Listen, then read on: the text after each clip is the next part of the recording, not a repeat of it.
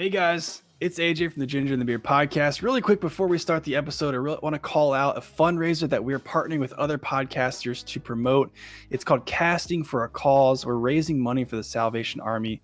Obviously, it's been a tough year. 2020 has put a lot of families in a hard spot. So this money is going to help those who need to provide for their kids.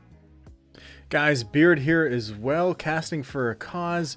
Yeah, 2020 has been really rough. You guys know with COVID and everything else, people, getting laid off. So every child also deserves to feel the joy of unwrapping a gift. I know I did when I was a kid, and I'm sure most of you did as well. And it's the holiday season. We just want to give back. So again, we teamed up with a group of podcasters to raise some funds for these children in need, going through Salvation Army. Yeah, so let's get back to the show. Hey everyone, it's Friday, December 11th, 2020. Welcome to episode 44 of the Ginger and the Beard podcast. I'm AJ, aka the Ginger. And I'm Weisse, aka the Beard. And on this week's show, we'll be drinking and reviewing a couple of delicious craft beers, talking about cuts to the UFC roster, and recapping a vicious slam KO. Ooh. We'll also be discussing UFC's health insurance policy, an AR experience on Mount Kilimanjaro. Nailed it. And the phenomenal success Cyberpunk 2077 has already seen. But before we get started, I want to remind you all to subscribe on YouTube, follow us on Spotify, and if you really want to help us grow, please tell a friend to check us out. Yes, and make sure to check out the YouTube chapters or the timestamps in the description if you'd like to skip around to your favorite topics. All right, man, we got a lot to cover tonight, so let's get into this. How was your week, sir? Oh man, week was good. A little less stressful than last week, but it kind of drug on. So I'm excited the weekend is here. Had some nice weather today. My wife and I got out and had a little half-day date and had some drinks and went out and did some fun stuff. But this evening, a turn for the worst. Found out I had a leak under my sink. Oof. No bueno in the kitchen. Oof. So why is it that under the sink storage is a thing? Now that I think about this, it's like common to store things under your sink where there's a high potential for leakage. So doesn't make sense, right? We had a leak and we lost. How did it taste?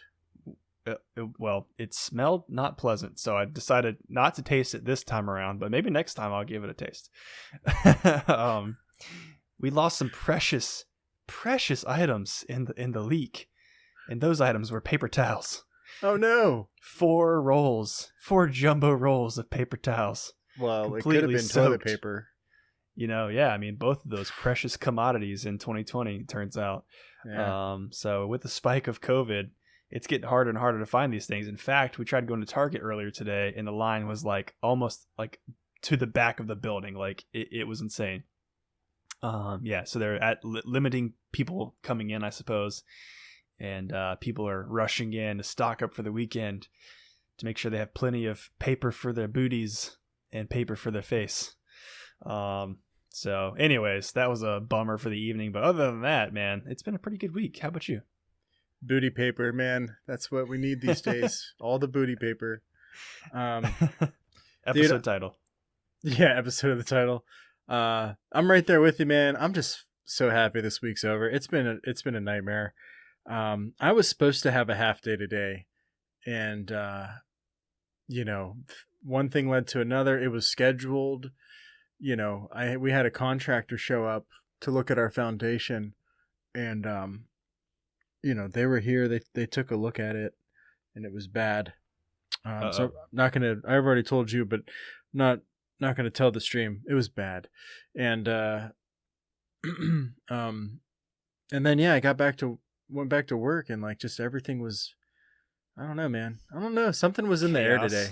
It was one of those days that just everything that could have went wrong. Yeah. And we're already kind of seeing it here because we started the 20 minutes late, so it's carrying on over, man. Is it a full moon? What? Is it a full moon outside? We should check. Yeah, man, it's a full as shit day, that's for sure. Yeah, but I don't know. Hopefully the rest of the night's going to be great. I know we're going to play some video games, much needed. And I just can't wait to crack this beer. Oh, my friend, I feel the same as you. Let's get into it. Wait, hold on. Hold on, AJ. I'm sorry. Uh-oh. I'm going to have to edit this in post. It's all good, dude. Where is it? Say that again. Say let's get into it again. All right, man. Well, I'm excited too. Let's get into it. All right, sir. Let's start with you, man. What you drinking? All right, man. I've got something that has been in my fridge for, I don't know, like 2 to 3 months at this point. Another beer from my Asheville trip with my wife. I've been saving it because I wanted to do like a full-blown review of this thing on the website, and I've just never found the time to do so, which is unfortunate. But it's the Rhymes with Purple, coming to us from, hopefully I'm saying this right, Bhramari, which is a brewery in Asheville. Very unique, interesting brewery. They've got like some cultural sort of like influences and culinary vibes, and I've been like really excited to drink this one for a long time. It's kind of hard to see in the video here, but because it's such a reflective design, but a very interesting, intricate design. Purple, obviously, hence the name. This was on one of your earlier. We did a vote on this one not too long ago, right? We did. It's been in the polls, but it did not get chosen, unfortunately. But yeah, I'm excited to go ahead and crack this bad boy open. I actually picked this up from a local bottle shop in Asheville. I never actually made it to Bhramari, the brewery, but the guy at the bottle shop highly recommended this, and he said this thing's solid blue, so I'm excited to pour this out and see the color of this thing. But it's a Berliner Weisse. I'm not saying that in the proper German pronunciation. Berliner Weisse. Berliner Weisse. We should get our guy Sebastian Wolfram back on the show and tell us how it's done. But it's a Berliner Weisse style ale with boysenberry, elderberry, blackcurrant, blackberry, raspberry, blueberry, lactose, and vanilla. Man, that is a lot of ingredients. So let's go ahead and give this guy a pour and see what it looks like. Now this is like a summertime kind of beer. Whoa, hey, is that vampire? Are you a vampire? It looks like you might be drinking some blood, dude. Yeah, the video feed has it a little bit more saturated than it actually is, but it looks like it almost looks like a wine. I don't know anything about wines. I'm not even going to try to say what type of wine it looks like, but it looks like a red wine almost. Definitely not the blue that I was expecting talking to the guy at the bottle shop, but again, it's kind of been sitting in my fridge for a couple months, and I'm not sure how that impacts the color of these things, but Berliner Weisse, I had to do a little bit of research. I don't know exactly what that is, so I looked it up, and typically these are low in alcohol, which makes sense. This is a 5.4 percent ABV. Very tart. A lot of brewers add exotic fruits to it, which, given that description, I think we can, say that this is one of those. And low residual sugars. It has that lactose added in there, and we've talked about before how lactose, when added to beers, is there for the sole purpose of two things, I believe: mouthfeel and also the sugar content, because the brewer's yeast cannot break down lactose, the sugar in lactose. Well, I guess lactose technically is a sugar. And so that just contributes to the sweetness, which is why it's used in like milkshake IPAs and things like that. So with all that said, let's give it a sniff. Yeah, this is like your summer shandy kind of beer. Yeah, it definitely was supposed to be a summer beer, but here we are in December, and we're going to drink it anyways. Mm-hmm. So on the nose, definitely pick up a little bit on that lactose, that sweetness that you kind of find in some of these sour milkshakey, these sour milkshake beers. A little bit of tartness and fruit, but honestly not as like extreme, fruitiness that I was expecting with that list of ingredients. But it smells quite nice. As you can see, nice reddish sort of hue to it. Little to no head there on the top. Pretty light. So let's go ahead and give it a sip. It's like a light pink head on there. My brother and I used to take a Berliner Weisse and just dump lemonade right into them. That sounds interesting. It's a summer shandy, basically. It's really good. That's really good, man. I think you would really love this one. And this is definitely a summertime beer, but wow. It packs a punch, man. It almost comes off to me as like a juice in a sense, like a very tart like juice that you would get out of a bottle. Yeah. from the grocery store. Like the alcohol content, at 5.4%, kind of moderate, but like really it doesn't register at all. I think it's just overpowered by the fruitiness. Is there any like bitterness to it at all, or is it all just pretty much tart and sweet? Yeah, I'm not picking up on any bitterness. The Berliner Weisse is not known for, its hoppiness and things like that, but it's sweet on the front and definitely tart on the back. It's almost like a drying sort of mouthfeel, but very light bodied, really easy drinker. I could definitely see myself sitting outside with some heat and having one of these. Yeah, man, overall, this is really, really good. I'm kind of disappointed in myself that I have not drank this before now when it's 50 degrees currently outside. But, it is what it is. Life gets ahead of us, gets away from us. Yeah. But yeah, I definitely pick up on that lactose sweetness. It's got a nice coating mouth feel, drying on the finish, very sweet up front. And, obviously with all those berries combined, I'm not going to be able to pick one out, I don't think, but it's just like a melding of berry juice flavor. It's like a fruit punch almost. So yeah, very nice stuff. I kind of wish now I would have made it to Bhramari to see what else they have cooking up in there. I hear they have very good food also, but unfortunately we just didn't make it there. So on the next Asheville trip, we keep talking about this bro trip. One day we're going to do a bro trip to Asheville, and that'll be a stop on the list for sure. Nice. Is it like, what does Bhramari mean? Do you know? Honestly, I'm not sure. I'm just like interested to know, because it sounds like, Indian, the design and things that they have, for the brewery do kind of give some of those like Indian cultural vibes. So, yeah.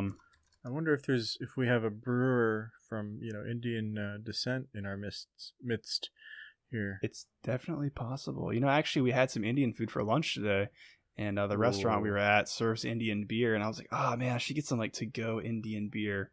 Just never had Indian beer. Yeah, exactly. I wonder if it's like a pils. Was it like a Pilsner? I didn't actually have any there. I heard that they sold it, but I never like got any myself. Yeah, I'd want to try that too. See what they're working with. Yeah, I feel like it's probably just going to be like a domestic kind of style, though. Probably so. Be interesting to try. But what about you, man? What do you got tonight? I hear you got something quite tasty for us. Well, sir, I've been wanting to have one of these for a long time now, but we got ourselves a maple bacon breakfast stout. Mm-hmm. And you can see they got a cast iron skillet on the front there with some eggs. And they look like mountains, but I think they almost represent bacon, just like interlaced bacon. So nice. Very clever design. Right. I like it. Coming at you from Brothers Craft Brewing Company. It says Merge Coffee on the front of it, so I don't know what that means. Brewed, bottled in the Blue Ridge by Brothers Craft Brewing Company, Harrisonburg, Virginia. That's actually not too far from me. I might have to go check these guys out sometime. Anyway. I think you've had a Brothers Craft on the show before. I think you're right. I'm pretty darn sure you're right. You know what I forgot again? Oh, no. The bottle opener. The infamous bottle opener. Use your teeth. No, I'm away from those days. I'm going to use this thing right here. Oh, my gosh. Yeah. If you guys are not watching the YouTube video. Yeah. Now of all times. What even is that? Double? Oh my god! This doubles as a can opener. Yes. That thing like looks like it's straight out of like World of Warcraft or something. What is that? It's a dagger from, I don't know, like my uncle bought it for me like 10 years ago, and I've just had it laying around forever. So now I have a use for it. There you go. This is my new can opener. I can see the clip now. The beard pops a bottle with a dagger. I don't know where the cap went, but anyway, so this is 10.5 ABV. Oh. So yeah, man, I'll see you on the other side. So let me go ahead and read what they got on their website. We've jam-packed this hefty stout with all the sweet and savory flavors of a hearty country breakfast. Smoked malt and a drizzle of rich maple syrup impart the essence of your favorite cured meats. And, as with any good morning meal, we've rounded out this rich We've rounded out this beer with rich cold brewed coffee from our friends at Blue Elk Coffee Company. So that's what they mean by merge coffee. A delectable pour, as suitable to start a day as it is to end one. Take me there. Let's go ahead and give it a pour. I love when companies advertise beer for breakfast. Oh, yeah. That's the breakfast of champions there. Okay. So we're talking pitch black. Oh, yeah. Black is night. Got a good pour on it. We got fairly the bubbles are all fairly unique. They're almost all unique. So it's not unique, uniform. The opposite of unique. They're all uniform. So that's a good sign. So it's black as night. The head on top is your typical stout kind of color. It's a little bit lighter, actually, for a stout. So that's interesting. A lot of nice foamy head though. So that's good. Let's go ahead and smell it real quick. Yep. Very malty. Very malty. I'm basically just getting dry roasted malts right now. I'm not getting any bacon flavor. It just kind of gives you what you would expect. It's just malt essentially. So, man, I was hoping it was gonna smell like sizzling, a pan of sizzling. Hey, bacon. Second smell. We got some bacon. We got some bacon fat coming through. Hold on now. That's very interesting. Maybe that was the power of influence, or maybe that was actually bacon in my nose. That was your brain. I think it might have been my brain, dude. But no, man, I got a very, very slight smell of bacon. So let's go ahead and sip her.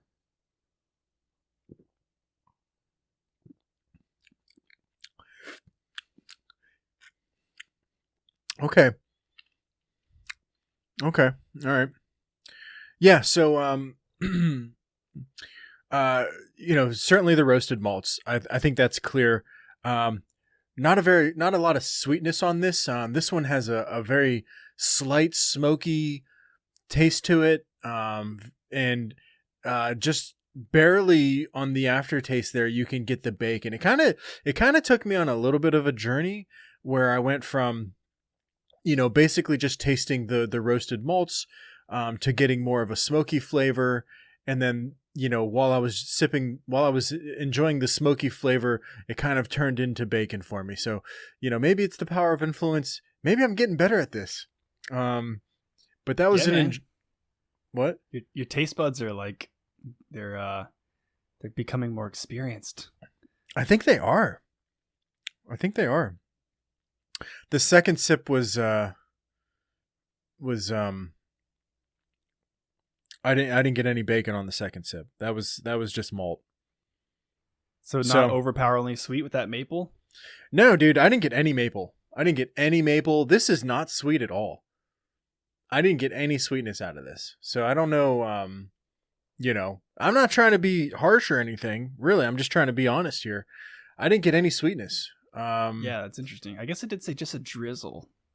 Yeah, I think drizzle of rich maple, just a drizzle. So yeah, maybe I'm still a Padawan. I got to work on my Jedi tasting powers, but yeah, still enjoyable, I would say. You can't ask for much from a small brewery, right? I think they did a great job on this, and I would drink it again. I think it's a good beer. I think they did a good job. So yeah, cheers to them. The feel of it is certainly a very medium body, not really sticking to my mouth at all, I would say, but kind of sticks to the glass a little bit. It's a hearty beer though. I like it a lot. Yeah, overall, like I said, I would drink it again, and I would share it with others. Yeah, man, it sounds delicious. I'm all about trying these stouts this year. I'm trying my best to make sure I'm sticking with the season and I have a couple of porters and stouts in the fridge right now. And maple is a theme I'm seeing, always has been, but I picked up that, well, you and I both did, that Christmas pancakes stout from Hardywood. Talking about maple overload. Now that's maple. You can tell that, yeah, you drink one of those, you're eating pancakes because they taste just like pancakes. Have a little bit of beer with your maple. Yeah. Yeah. Yeah, and then I've got one. I think I had it on the show. Like, was it last week? Sticky buns. Yeah, that was a lot of sweetness in that bad boy too. So, Yep.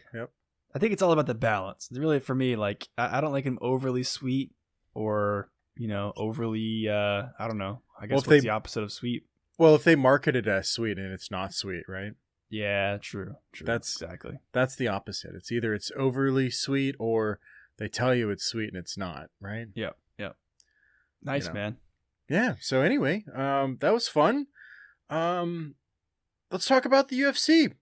Let's do it. No segue at all. Let's get into it. Boom. All right, man. Take me there. What's Uncle Dana got for me?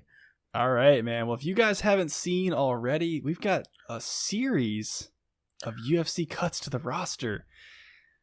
Definitely not the best thing to hear about, but Uncle Dana's laying down the law. I mean, it's coming. It's a thing that's got to happen once in a while in order to allow the cream to rise to the top, I guess. Yeah. While you're talking, I'm reading this list. Sorry, listeners, but this is my first time seeing this list. I'm a bit shocked by some of these.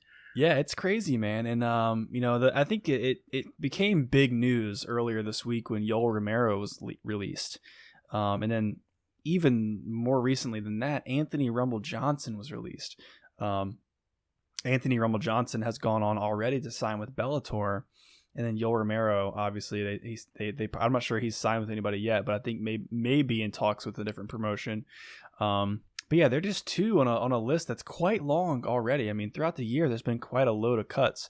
But Dana, after Yoel Romero's news broke, said that there could be upwards of 60 more before the end of the year. Yeah. Mind you, we are in December. So they're coming in fast and furious. I was looking through a long list today. I think the list was like close to 80 fighters long, and it it was from like January to now, so it was the entire year.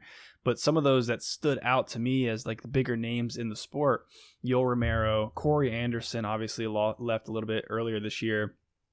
Rumble Johnson, as I mentioned, Max Roshkov. If you remember, he's the one that they let go when he kind of like threw in the towel, in air quotes, after the second round of I think it was his debut fight or his second fight. Jussier Formiga, John Dodson, James Vick, all big names, guys that have been around for a long time, and they've been cut. So there's a lot of speculation, obviously, when you think about this kind of stuff and the times that we're in and what's going on in the world and all these businesses shutting down, you start to question, like, hey, man, is the money getting tight for Dana? Is the money getting tight for Dana White? That rhymes. But according to Dana, obviously, he likes to manage his perceptions.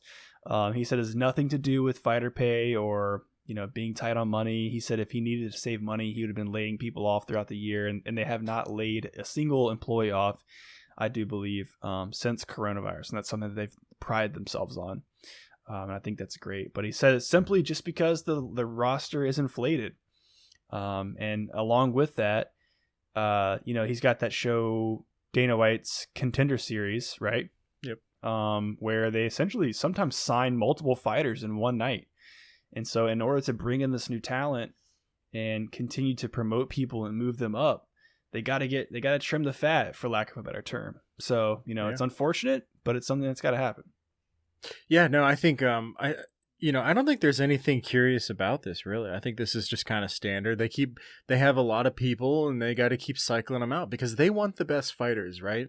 And if they bring somebody in and they don't start moving up the ranks immediately, then this might not be the place for them. They want to keep giving new people opportunities to see, are you going to be the best? We don't know yet. Let's throw you in there with the best. And if you can, start beating the best and become one of the best, then we'll keep you. Otherwise, move along. Yeah, absolutely. So, I think nothing really alarming to your point, but one other guy that got released was Matt Wyman, a name that we may be familiar with. Why, man? Why, man? You want to know why he got cut? Because he's on a 3-fight skid. He's on a 3-fight loss skid right now. And his last one coming just this past weekend. If you have not seen this video yet, Sir Beard, I advise you to click that YouTube link and check this out. It's a very quick clip. While you're checking that out, I'll go ahead and give a description of what's happening here. But so this past weekend, UFC Fight Night in Vegas. Jordan Levitt, a relative newcomer to the UFC, fought Matt Wyman. And very early in the first round, he wrapped up. Got a double leg takedown. Essentially, he picked him up, was carrying Matt Wyman across the octagon to his own corner so that he could hear his coaches. And once he got to his corner, he brutally slams Matt Wyman on the side of his head to canvas, and Wyman instantly lights out, eyes crossed, legs stiff. I mean, it was just vicious, and with nobody in the arena and being so quiet, it was just silence in the arena, and it was like kind of hard to watch. So let me get your reactions now, seeing that clip. I'm just so impressed by Jordan Levitt, dude, because like that's not easy to do. What he just like the way that he put his arm on top of his head and just like slammed it even more into the ground. I don't think that this slam warrants any type of disqualification. I don't think that this type of slam is something that people should be worried about. I think that this is a legit slam, completely should be legal, should always be legal. This is probably one of the better ways to get slammed, actually. Oh, yeah. One of the safer ways. I have a wrestling background, and so, in high school, if you slammed somebody, even if you slammed them like this, it was a disqualification. There were no slams allowed, right? But some people, people are humans. They'll slam each other because either they don't like you, something you did, whatever, maybe, so if you get picked up and you get slammed on your head, something that's kind of, I don't know if you remember the Fedor Emelianenko fight. Oh gosh, I can't remember the other guy's name right now, but he slammed him right on his head. The top of the head. And that's the dangerous stuff, because you could snap your neck, you could break some vertebrae, and it's just that's the one that you want to stay away from. I think that slams like that, if they're not already illegal, should definitely be illegal. But I've seen even Daniel Cormier, he had a lot of slams when he was in, and some of his were a bit scary. Nobody got hurt, but there's definitely potential that somebody could have got hurt. Yeah, for sure. I mean, we all remember Nama Yunez Rose getting KO'd by Jessica Andrade. Very similar situation. Perfect. That's a perfect example. I don't think slams like that should be legal. Yeah, and I kind of agree with that. I mean, that one was very scary. Like, her neck was cranked and everything. Like, she could have easily broken something. But in the defense of the person who's performing the slam, it's like, what else are you supposed to do in that situation? When Rose in that scenario was trying to get I think she was trying to get an arm bar while being, locked up and about to get slammed. I think she was trying to fall into an arm bar. Yeah. Or it might have been a triangle. I can't remember exactly. But I'm pretty sure it was a Kimura or an Americana. Kimura. I think it was a Kimura though. Yeah, it was something. She was trying to basically pull a submission, and then like she was expecting to get slammed, but she thought she was gonna fall into a submission, but didn't work out, obviously. And that one was pretty brutal. But it's like, if you're Andrade in that situation, you've got somebody tugging on your arm, and that's what their plan is. Like, what else are you gonna do? So, but this one, I mean, obviously, if you guys haven't seen the clip, I highly recommend you go check it out on YouTube. You can find it pretty easily. Jordan Levitt, basically, he was asked after the fight took place, did he plan for that to happen? And I think he said he didn't necessarily plan for it to happen, but he had seen people perform that slam before, and essentially he had time to kind of frame up, as Reese said, on Matt Wyman's jaw. Essentially, he had his forearm placed like on his jaw almost. So when he slammed him down, Matt Wyman didn't even have the opportunity to brace for impact. Essentially, like, he wasn't able to lift his head up to avoid hitting the canvas. It was just straight up temple to canvas. And so a little bit safer, as you're saying, because his neck wasn't cranked. It was just straight up a head. But obviously, that's instant concussion, most likely. And it was pretty hard to watch. Like, it took a while for him to recover from that. And Jordan Levitt, if you guys haven't watched him, his post-fight, interview, he's a very respectable guy and seems like a very nice dude. He even went over to Matt Wyman's wife outside of the octagon after it happened, while he was still recovering and waking up, and like went over and apologized to his wife, and his wife apparently was like, hey, it's a fight game, we know how it goes. So anyways, yeah, I mean, I agree. That slam, totally legal. Should all slams be illegal? I'm not really sure, but that was a pretty impressive showing for Jordan, I would say. Yeah. So, kind of segueing off of that, head slams can certainly do a lot of damage, potentially permanent damage. The damage that's done with a head slam would be covered with UFC's health insurance policy as it stands, and any other type of damage while you're under contract with the UFC. So what we're talking about right now is their long-term health insurance regarding UFC fighters. It's not around right now. So the UFC typically, they'll pay for it if their contracted athletes suffer an injury during training or in the octagon. But when it comes time for the fighters to leave their contract, retire, move to another promotion, whatever it is, it's a little bit more unclear at that point, and there's high potential that they won't get any support later on. So if they have, a back injury, a neck injury, spinal injury, whatever, whatever, man, 10 years down the line, they have this lasting damage that has been dealt to them. And they don't have any health insurance. They have to either get it from another job that they're working. And a lot of these fighters aren't working your average Joe jobs, right? They're fighters. Definitely not. They're either working at gyms or, maybe they got lucky to get a commentary job or something like that. So, you got to kind of feel bad for these guys. They don't have any support when they leave the UFC. And so fighters are coming out and saying, hey, what happens later on, when you when you dump me, when you're done using my body for money, are you going to pay for the repercussions that I have, to deal with here? All the knee surgeries, shoulder surgeries, all that stuff. Right now, it's not paid for.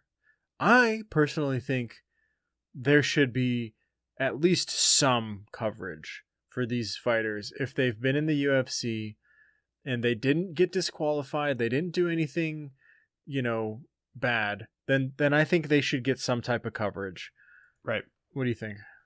Yeah, no, I definitely agree. I know it's a topic that's come up, pretty often, but, I'm curious. I'm not researched enough on this topic. I'm curious, like, what other professional leagues, how they handle this, like the NFL or NBA or anything like that. Like, do they have long-lasting residual health insurance from that?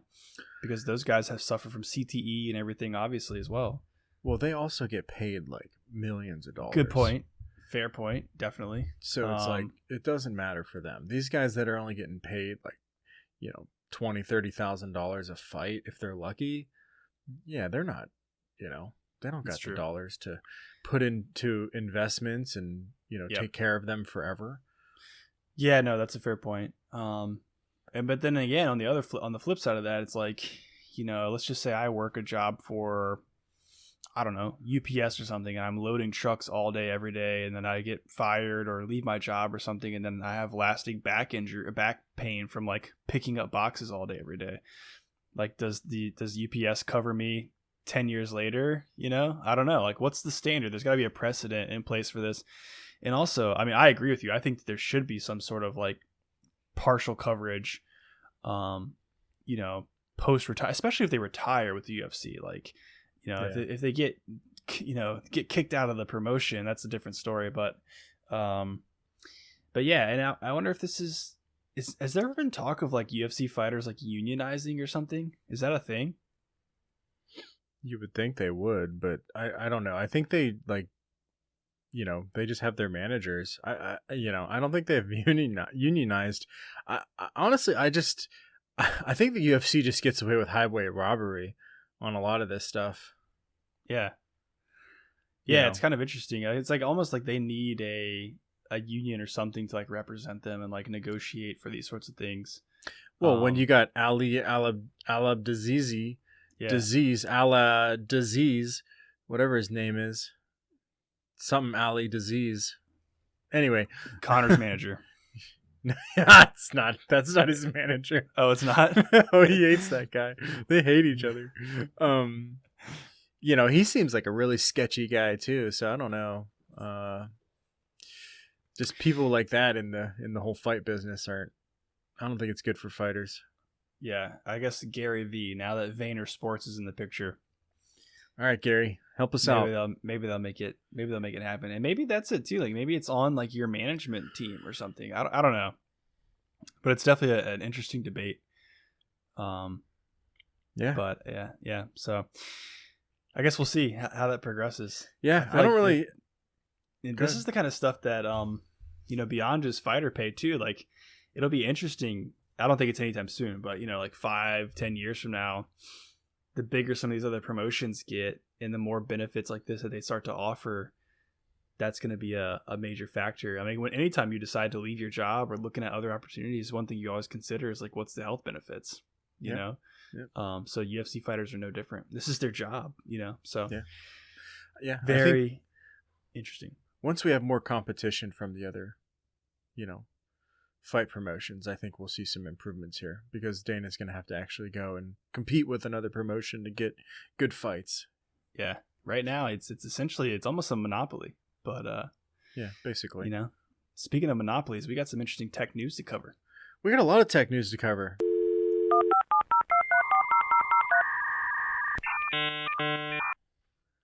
All right. Yeah.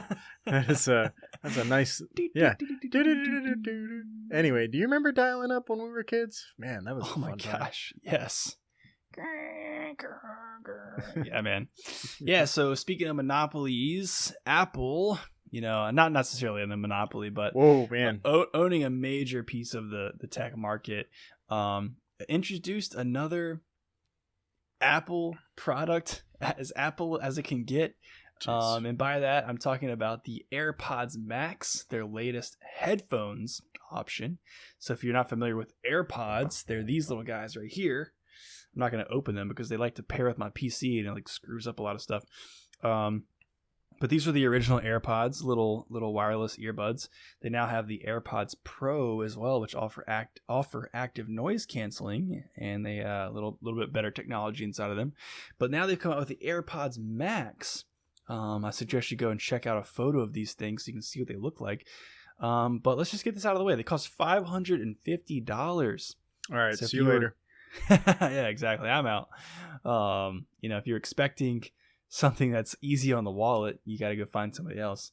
So Apple already owns Beats by Dre. Right? They purchased Beats by Dre like 5 years ago or something. And those are pretty premium, most would say overpriced headphones for what they actually are. And now I've got something even more expensive. So these are wireless headphones, just like the AirPods are, but they're over the ear. So like this headset that you and I are wearing right now, they're over the ear. They also include active noise canceling like the AirPods Pro do. They're wireless. They're made of aluminum, only the finest of aluminum. Johnny Ive's no longer with Apple anymore, so I'm not sure if that joke's even funny anymore because he was the one that always narrated those videos. Something cool about them though, they have magnetic ear cups. So like, these little leather pieces here, theirs are actually made of a certain kind of fabric, but they're magnetic. So if you ever need to replace them, you can just simply pop them off and put some new ones on. And I also offer them in different colors. So if you're somebody who likes to customize your stuff, you can buy extra sets of them and swap them how you like and put the different color cups on them. But they look great. Early reviews, not really reviews, but early like firsthand, kind of feedback from the tech review community suggests that they sound pretty good also. For the price, it's kind of a weird middle ground. It's like they sound a little better than like what you get from like a prosumer sort of pair of headphones, but not as good as you would get from like pro level monitors, like studio level monitors when you're like editing video or audio. So it's kind of a weird pricing segment, I would say, but some qualms with them. They're definitely not perfect. So for starters, if you guys are looking at the images of them or watching the videos, a number one fail to me is they don't fold up. Like most headphones, I'm sure if you took your headphones off right now, they probably fold up in some kind of fashion. Maybe yours don't. Mine actually don't either, but these cost like $30. Let's just get that out of the way. These cost like $600 when they came out. So, and they don't fold up. They're Sennheiser. What kind of garbage is that? They don't fold up. They're yeah. I don't think any Sennheiser. They're the open ear ones. I don't think any of them fold up. I think it's just for that brand. Yeah, maybe it's because those are probably supposed to be like studio monitors also. They are. These are these are for like, they're open ear, right? So like if you sat next to me, you could hear what I am listening to. Yeah. So it's supposed to be for like the best quality. Yeah. Best quality. You know, pinkies out quality. All those audio files. Yeah, people listen to audio with their pinkies up. Oh my god, man. It actually does make a huge difference. I didn't realize it. Next time Good. I need to get a better pair of headphones. These are like $30. They're fine for what they were. I actually have a pair at my office, which I haven't been to in like 8 months, of Audio Technica's. I think they're called like the MX40s or something like that. Like $100. You know, pretty good headphones, but they fold up. You know, they're meant to be traveled with. So the Apple headphones, they come with this weird little magnetic case. These don't fold up either. These are Bayer Dynamic. Yeah, I guess. I don't know, man. That's weird. What's going on here? Okay. Most, and it could also be that they're not like wireless. I feel like most over-the-ear wireless headphones, like Sony's and Beats and things like that, they fold up so you can put them in like a travel case and store them away a little bit more compactly. That makes sense. And they usually also have like charging cases that you put them in, they start to charge. There might be a little thing you have to plug in, but so speaking of cases, the AirPods Max come with this weird little leather like container thing. Like, it's not even a case.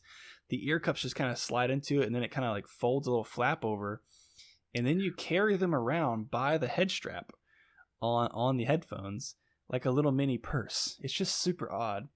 And I know I'm kind of flying through this pretty fast, but there's a magnetic piece on the leather case as well, that when clasped shut in true Apple fashion, the headphones can sense that the case is closed, and then it turns the headphones off.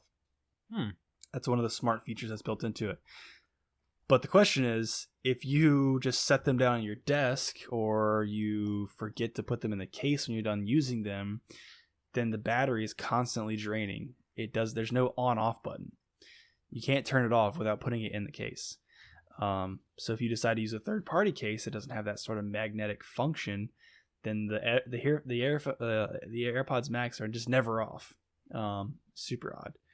So that's kind of all the weird feedback that they've gotten so far. I'll leave that up to you guys to go check it out and see what you think, but definitely not where I'd be spending my $550. Maybe the AirPods Max 2 when they come out and add some refinements to it.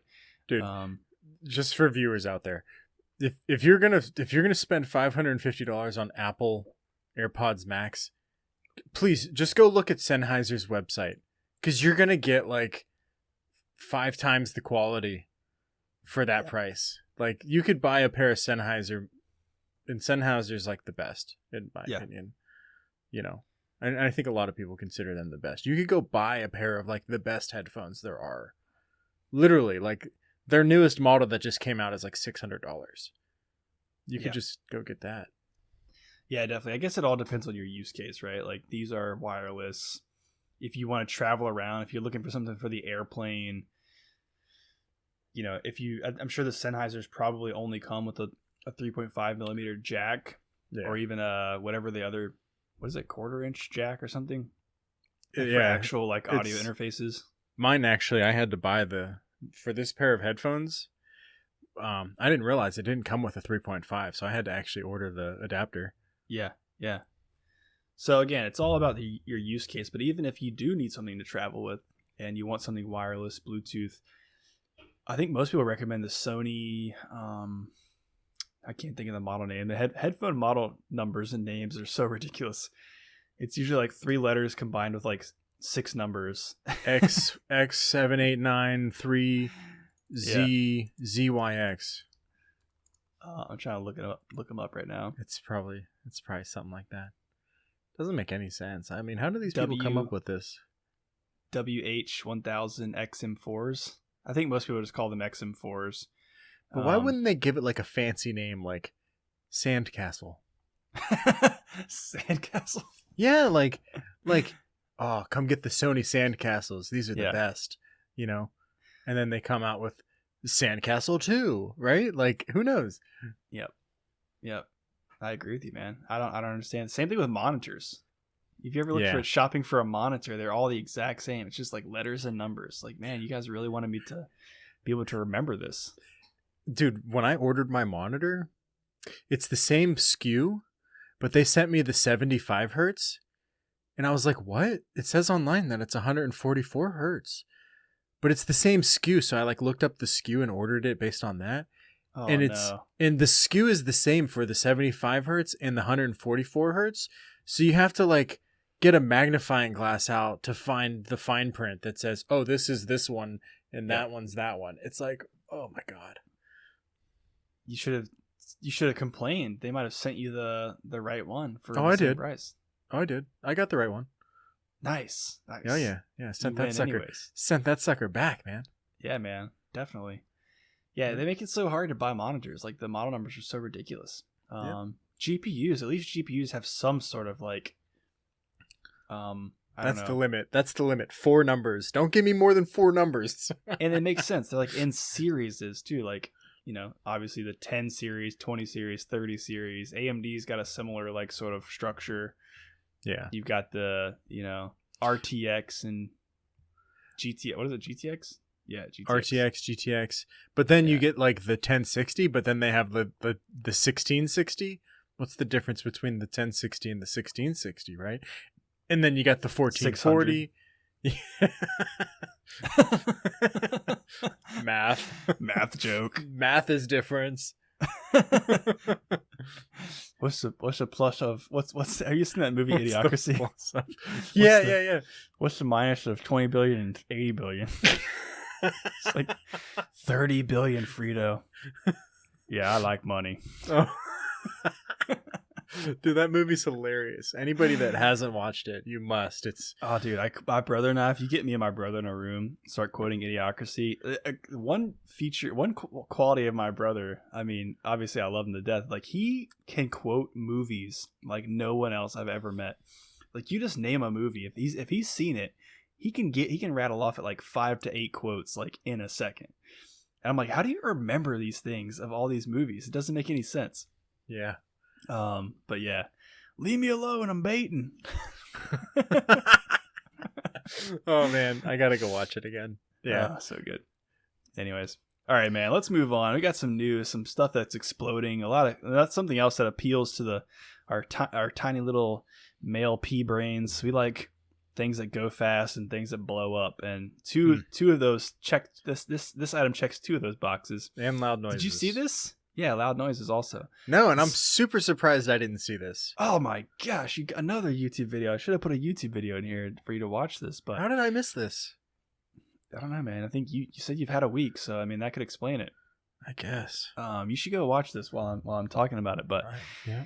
SpaceX, one of the many companies owned by Elon Musk, launched another test flight this week of their Starship rocket. The SN8 is the what do you call it? I can't think of the word. Not test model, but prototype? Yeah, there you go. Prototype. It's the prototype of their Starship rocket, which, just to give some context here, the Starship rocket is what they're working on, designed one day to carry cargo and crew into orbit to the moon, to Mars, and beyond, is what SpaceX says. And in the future, it'll be able to carry up to 100 tons of cargo and 100 people into low Earth orbit. Some specs about the ship. I was looking this up before our episode here. It's actually 59 feet high, and when I say high, I mean the payload height. So essentially, if you're standing inside of it and you look straight up to the roof, it's 59 feet. So let's just pretend this nothing. Let's just pretend this phone is a rocket ship. When it goes up and it lays on its side, and you're inside of here, you're standing right here. The roof is 59 feet above your head. Oh, so that's 4 stories. It's 4 stories high. That's how big this is? Yes. Yeah. So wait, wide? Inside of this Not wide, right? Not wide. Just tall. I guess if you're talking about it standing vertically, No, it's way taller than that. If it's standing vertically, it's like 200 and some, maybe like 500 and some, I don't remember. But when it lays on its side, you can imagine you're flying in space like this. You're standing right here. There's 59 feet between the floor that you're standing on. Holy shit. I can't believe that. This is like it's like a little building. Yeah, well, the plan is for it to carry 100 people to Mars one day. This thing's huge, and it blew up. Oh my gosh! Massive. Yeah, so this was just the prototype. I'm watching it. So overall, the test, according to Elon Musk and SpaceX, was a success. They successfully launched it into, I'm not sure when you get to actual orbit, but 40,000 feet. It completed its belly flop maneuver, is what they're calling it, essentially, when it goes from going vertically straight up to laying on its side and kind of gliding. And then it reorients itself vertically for landing. So thrusters down. And it descended to the launch pad, but a little bit too fast. It dropped a little bit faster than they were hoping. And some explosions ensued. Very large explosion. I mean, it looks like it was like mostly successful, right? I feel like they just needed to do that little twisty do a little bit earlier. That's all. Yeah, I'm like, I don't understand why it's so hard. Like, I mean, clearly, just as it's landing, just turn the power knob a little bit more, so it just doesn't take up rocket science. It's easy, right? Like, I can fly spaceships on my keyboard, so like, I don't understand. Yeah, dude, if you can screw in a light bulb into an outlet, then you can figure this out. Come on, you can land a rocket ship. Come on, guys. Pay attention. But no, I mean, so my thought immediately went to how much money, speaking of love and money, what's the minus of SpaceX Starship?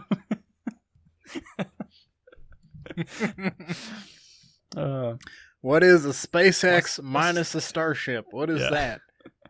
So it turns out there's no factual, like, hard number, concrete number that I could find, but it's in the hundreds of millions. We'll just say that. What?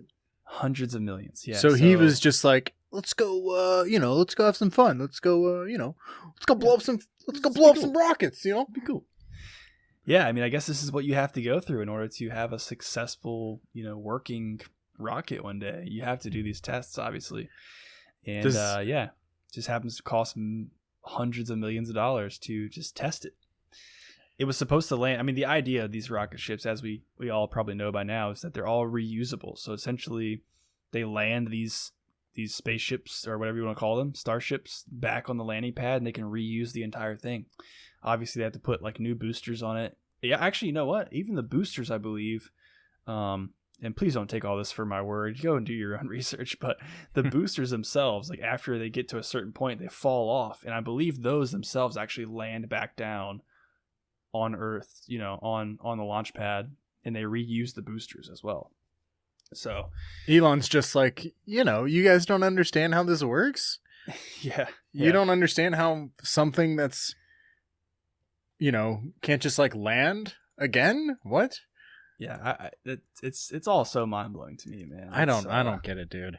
What I just saw on the screen, I thought I would never see. How did this how did it go from being like vertical to horizontal? Or how did it go from being horizontal to vertical again? Like it's all about them thrusters, bro. Dude, I went to school for the wrong thing. Right? I should have went to school for the thrusters. It's hilarious if you go and look at their website. Like, there's a paragraph. I'm going to read this paragraph verbatim here. It's talking about this spaceship that I keep calling it a spaceship. This Starship that exploded. Once it's completely built and ready, it's about it going to Mars. So it says, Starship will enter Mars's atmosphere at 7.5 kilometers per second and decelerate aerodynamically. The vehicle's heat shield is designed to withstand multiple entries into Mars orbit, is what they're saying. But given that the vehicle is coming into Mars's atmosphere so hot, we still expect to see some ablation of the heat shield, similar to wear and tear on a brake pad.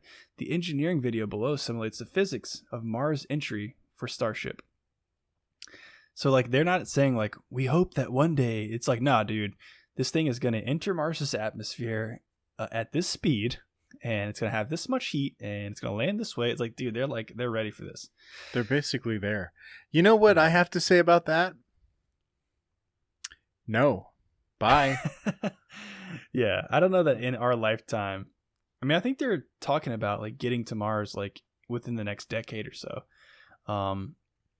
Now taking people to Mars is a whole completely different story. Dude, I don't know that in our lifetime we'll ever see that. Don't take me to Mars. Just make some like little antibody robots that like cure all the diseases so that we can just stay alive for another 200 years to see like light speed happen. Yeah, exactly. Anyway, I'm still banking on the alien technology being discovered in the next couple of years, and then we figure out anti-gravity propulsion systems, and we figure out the meaning of life and dark matter, and all of our problems disappear. So, anyways, we got a lot more stuff to cover, so let's let's move on to some other rich people. We're almost at the top of our hour, so let me cruise through these next 2 segments. So we got Google and Red Bull launching an AR enhanced on-demand video experience. Like, they don't have much money, right? They're like startup companies. Yeah. So they partnered together because they figured, why go it alone when we can do it together. So they launched this brand new AR enhanced on-demand video experience. And it followed Canadian-born climber and paraglider, 2 things that I don't want to do, Will Gadd, as he scales legendary ice caps of the Mount Kilimanjaro in an effort to show the devastating impact of climate change on the rapidly changing environment. So, that's just like a summary of it, basically. So, you can download this Red Bull TV app, all right, on your phone. It's literally just called Red Bull TV. Red Bull TV, iOS, Android, whatever you got, you can download it. You scan it on your TV while watching the film. And one thing I just realized is I don't know how to watch the film. It didn't say where to watch the film on. So look that up. I'll have to look it up too. Yeah. I wasn't even thinking about it. I just realized that. So it's probably on YouTube at a minimum. So you scan the TV while watching the film to unlock the content on your phone. And so it's basically just called AR Pioneer, and it's it's the company is a pioneer. Their name's Eye Candy Lab. They're the ones that put this all together, this AR stuff together. So good on them. The app uses computer vision technology to recognize what's happening on the screen and deliver AR content, including memories and photographs of Gadd. So what's going on here with this mountain climber? Back in 2014, he went and did this climb. He went and climbed Mount Kilimanjaro, and took photos and memories and, had a good time doing it all. But he noticed even back then, things weren't looking so good. A lot of erosion and ice erosion, and, it didn't look right. So 6 years later, he's back climbing it again. He climbed it earlier this year and took a lot more photos. So the video is basically just a 45-minute documentary, short film, I should say, about his visit back to showcase all of the changes. So that's great. The AR content, really what it's all about is showing you the before pictures of it. So the film is what it looks like today, and then you use the AR content to see what did it look like, back then. Okay. So I think it's pretty cool. Certainly not the most like unique or craziest thing we've ever heard of about AR content, but it's a nice use case of AR content that we can see. So I like that a lot. And, another cool thing is actually today, Gadd went to the UN and spoke with the UN as part of International Mountain Day. So happy Mountain Day to you, sir. Nice. I thought at first it said International Mountain Dew Day, and I got really excited. Oh man, don't bring them into the mix. This is all about Red Bull, man. You have to get into fisticuffs talking like that. Same company, right? Are they the same company? Probably. Is Red Bull? No, I think don't know. Mountain Dew is owned by Coca-Cola. I thought it was Pepsi. Mountain Dew? Yeah. Maybe it is Pepsi. I don't know. Totally off topic though. This is really cool. Cool for this Gadd dude. I'm glad for Gadd. Glad for Gad. Not really sure who decides to climb mountains more than once, but sounds like he probably carries his paraglider up there and cruises his way back down after he's gotten to the top. So that's cool. How do you how do you justify? I know we're like running out of time, but like, This is fun. How do you justify just like, bye mom, bye wife, bye kids. Yeah. See you in like 3 months. I'm gonna go climb a mountain. Just because I can. Showing off my skills. No, I don't gotta work. I don't gotta work for the next 3 months. Let me just go climb a mountain.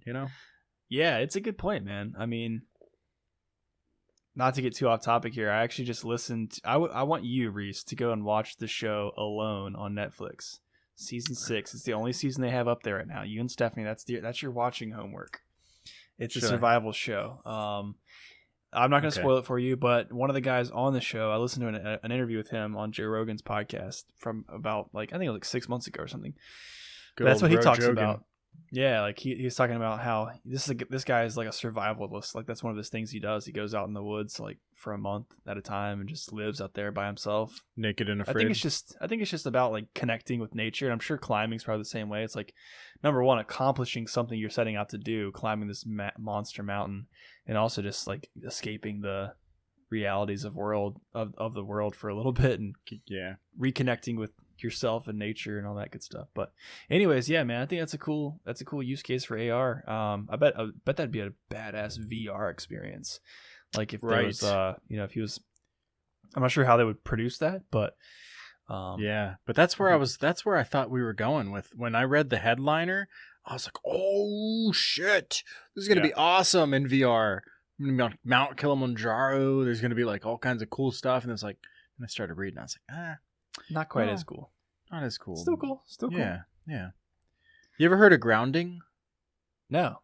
It's like that whole like getting connected with nature thing where you like take your feet off and you just go walk around on the grass. Take your shoes off? Is that what I said? Yeah, shoes. Take your feet off. Yeah, shoes. That's what I meant. Take So you just walk around with no shoes on?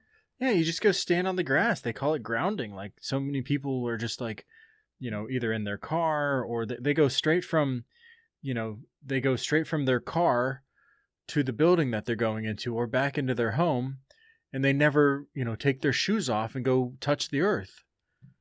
It's a very good point. And they say it's got like, some positive qualities to it. It's got like a calming kind of factor to it, and it helps you soothe your brain and help you relax. So interesting.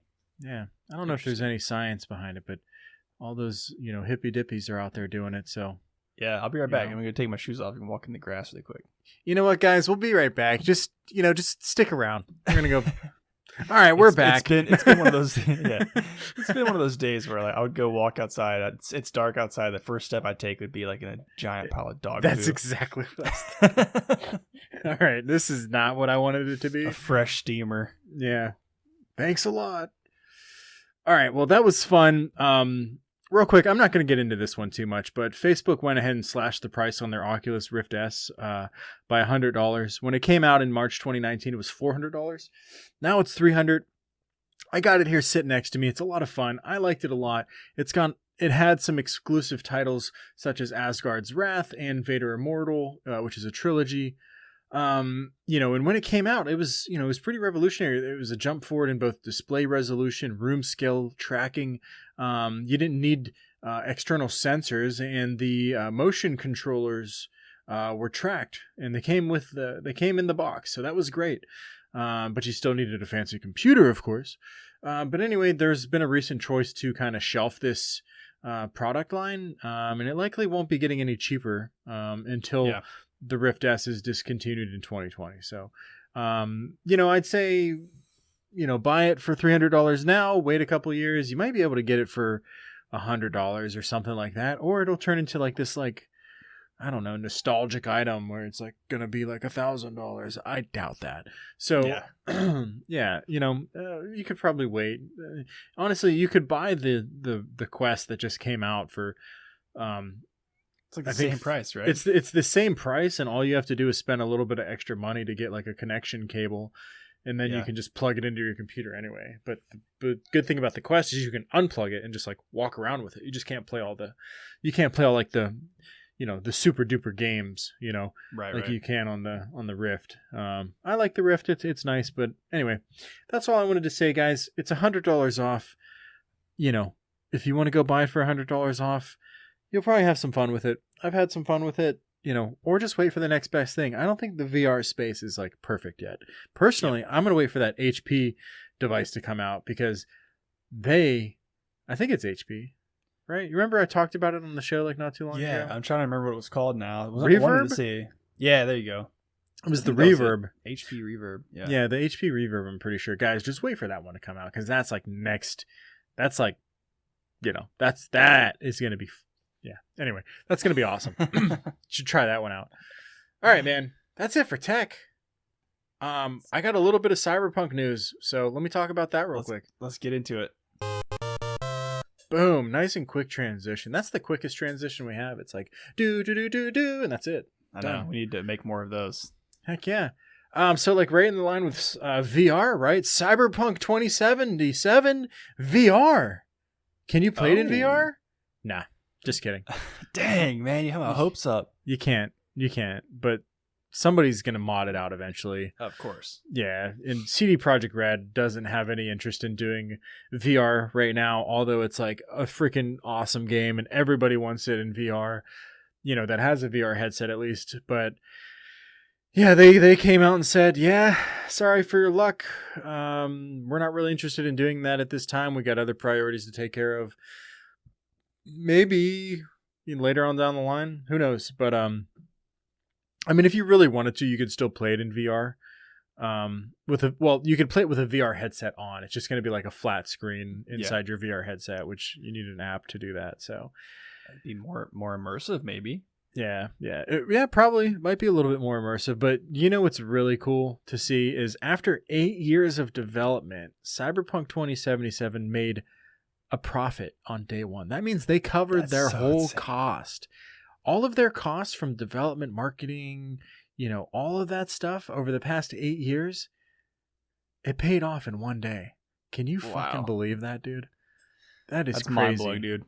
So I'm going to read a little bit of a blurb. This is going to be a little bit more technical sounding, a little bit more financial sounding because it's like the official one. So let me just go ahead and say it and then I can break it down a little bit. The management board of CG Project SA, with a registered office in Warsaw, hereunto referred to as the company. That's just like contract mumbo legal. Yeah, exactly. Hereby announces that the estimated licensing royalties, basically just refers to like money being made, licensing royalties receivable, which is basically just like money that they're making by the company in association with pre-order sales of Cyberpunk 2077 across all of its digital distribution channels, just like Best Buy and all those places that are selling it, have exceeded the sum of the following. All right, so here we go. Total development expenditures related to the game, so it's just all the cost related to developing it, and the game's marketing and promotional costs borne by the company, either already incurred or anticipated for the remainder of 2020. So that's just all of their marketing and promotional costs from beyond and now until the end of 2020 and beyond. So yeah, it's pretty substantial. So like, what does this mean in terms of like dollars and whatnot? Well, first off, roughly they had 8 million pre-orders. It's the biggest PC launch in history. There was more than 1 million concurrent players on Steam when it launched, which is a new record for a single player game, which is just unheard of. So CD Projekt hasn't publicly announced figures, but like, you do a little bit of digging. Here we go. Q3, their earnings presentation, had them starting 2018 with 111 million, right, in development expenditures. So that's from the start of 2018. So like, I'm not sure what it was before that, but that's the start of 2018. So the studio also said through its investor relations Twitter account that the revenues from Steam alone surpassed 50 million more than 2 weeks prior to release. So just on pre-orders, they were making 50 million. That's 2 weeks prior to release. I mean, this really doesn't help us too much, but we know that we have a starting number, right? 161 million, which it's probably a lot more than that. It's probably like 200 million, I feel like. Right. Maybe a little bit more than that, but I feel like 200 to 300 million is probably a good range where this would have sat. So that means they probably made at least 200 million on day one. Can you fucking believe that? It's mind-blowing, dude. I mean, good for them. It's been hyped up for so long, and they've been working on it for so long. It's finally out there, bugs and all. Hopefully the patches are coming soon. I've heard that there's some issues. But I'm excited to play it, dude. I was kind of bummed out to find out that it didn't have a multiplayer at launch. But now that I'm looking at these numbers, what did you say? 1 million concurrent players on Steam when it launched. Can you imagine if there was a multiplayer component? Like the servers would have been like destroyed, completely demolished. Yeah, all of the Amazon web servers across America would just have blown up all at once. Yeah, I don't know if they're going to use AWS, but maybe the government's like, hey, listen, guys, it's Christmas time and we can't have you crashing all of AWS, so we're gonna need you to pull that multiplayer support. Yeah. But yeah, man, that's just mind blowing. That's crazy. I mean, it's cool to see that happen because you got to figure how many people are employed and involved in making that game. Obviously, they've probably been getting paid along the way, but now they can go out, and as the money continues to roll in, especially through the holiday season, man, just imagine, this time in a few months, who knows, could be double, triple the revenue just because people buying the game for the holidays. Yeah, they better be giving out some bonuses. Yeah, I'm excited. I'm excited. Have you bought it yet? No, I'm probably gonna buy it tomorrow, actually, and play it with my wife for the first time. We're gonna sit downstairs and go through the story mode and all that, good jazz.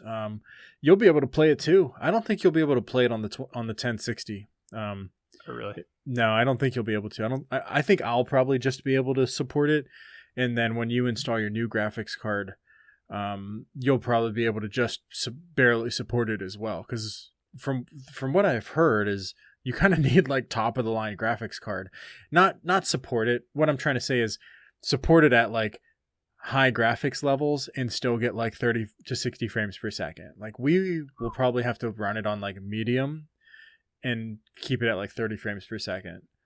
Dang. Well, the good news is my monitors are 1080. Actually, the AOC that I have is 1080 at 60 frames. Or no, actually, this is 100 and...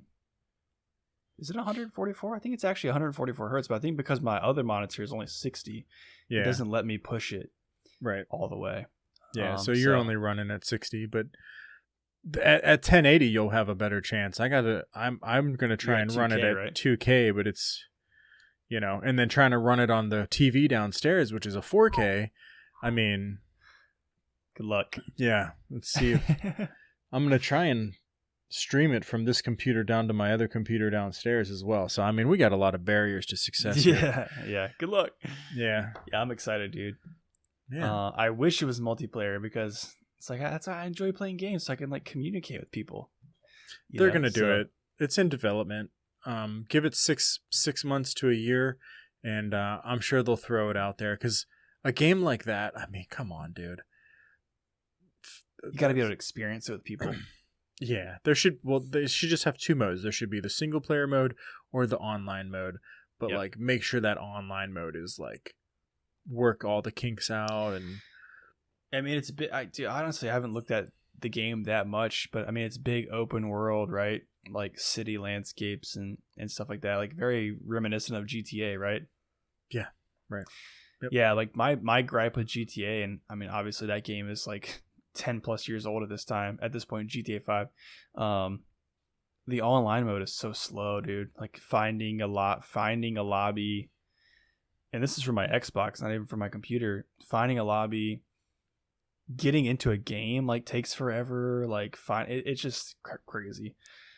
And then people mod it beyond belief and do crazy stuff. So like it's like almost impossible to stay alive in the online multiplayer mode.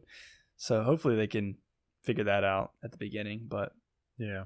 I'm excited. I just want to see the landscapes. I want to see that the vehicles and weapons look awesome. Dude. The graphics, the motion capture, all of that just looks amazing.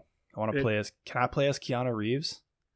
Nah, he helps you out though. You could model your character after Keanu Reeves, and you can tell everybody that you're playing as Keanu Reeves. I mean, you know. Do you, man? Wait, is this the game that? Well, what was the? We talked about this like in an early episode, where you could like modify like some really crazy stuff. Oh yeah. Oh yeah. Ask me about my winner. Another great movie. Dude, I was watching a gameplay video with my wife, and like 5 minutes into the gameplay, this guy's like looting, he's like searching around, and he finds a studded dildo. Oh my gosh. Just like laying around, and he picked it up, and he was like, did that say studded doorknob? And then he was like, oh, I misread that. Whoops. Can you like beat people with that thing? I don't know. He didn't even like go any further into it because he was probably trying to keep it like PG. He's like, all right, let's put that down and move away. All right, children. This is a family show. Don't look the other way, earmuffs. Yeah, exactly. Yeah. Well, that's awesome, dude. I'm excited. Good for them making all that money. But I think speaking of video games, man, I think you and I are about to get into some video game action. Pew, pew, pew, pew. Let's do it. So let's go ahead and wrap this thing up. So yeah, thank you guys all for tuning in to episode 44 of the Ginger and the Beard podcast. We appreciate you guys coming and checking us out, giving us a listen. Make sure you go and follow us on all of the socials, Instagram, Twitter, Facebook, YouTube, all the places. And really quick, before we close out the show, I do want to mention, I should have mentioned this at the top of the show actually, we're currently running a fundraiser. We've partnered up with a bunch of other podcasters. It's called Casting for a Cause. We're raising money for the Salvation Army. You can find that link to donate on our Instagram page. Just click the link in our bio. We'll also leave a link to it down in the YouTube description and the podcast description as well. Right now, I think we've raised like $450, and that's going to go and help people who are struggling. You know, obviously, 2020 has been a rough year for people who can't work, and going to be hard for some folks to provide gifts for their kids and things like that. And, you know, for those of us who have been able to continue working throughout the pandemic, you know, it'd be nice to kind of give back to those who have been a little bit more impacted by this whole situation. So if you'd like to donate, we'd really appreciate it. And again, that's Casting for a Cause. We're running it through GoFundMe, and all of the funds will be automatically donated to Salvation Army. Won't touch our hands, won't touch the hands of any other podcaster. Once the campaign is over, automatically ports over to Salvation Army. And yeah, we appreciate anybody's support. But other than that, man, I think it's about time we call it an episode. That's it. So guys, I don't think you said this or not, but please like and subscribe on YouTube, and also subscribe on your favorite podcast player. If you really want to help us grow, share this episode with a friend, family member, dog, cat, turtle. Go tell the trees outside, right? Yes. Yes. But yeah, donate, guys. It's fun. Donating is good. All right, guys. Until the next one, we'll see you later. See ya.